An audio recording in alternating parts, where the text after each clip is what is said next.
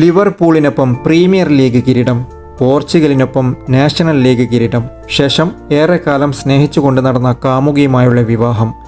ഈ കഴിഞ്ഞ ദിവസങ്ങളും മാസങ്ങളും അദ്ദേഹത്തിന് സന്തോഷത്തിൻ്റെ ദിനരാത്രങ്ങളായിരുന്നു. പക്ഷേ എല്ലാത്തിനും ഫുൾ സ്റ്റോപ്പ് ഇട്ടുകൊണ്ട് 2025 ജൂലൈ 3 അദ്ദേഹത്തെ തേടിയെത്തിയത് മരണമായിരുന്നു.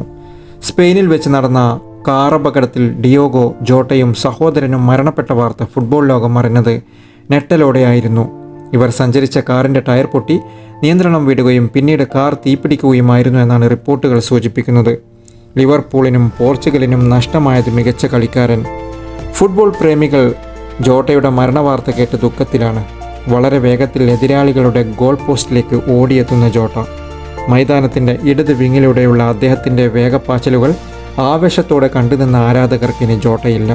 പ്രിയ ജോട്ട, എനിക്കിത് വിശ്വസിക്കാൻ പറ്റുന്നില്ല. ഇന്നലെ വരെ ഞങ്ങൾ ഒരുമിച്ച് നാഷണൽ ടീമിന് വേണ്ടി കളിച്ചതല്ലേ?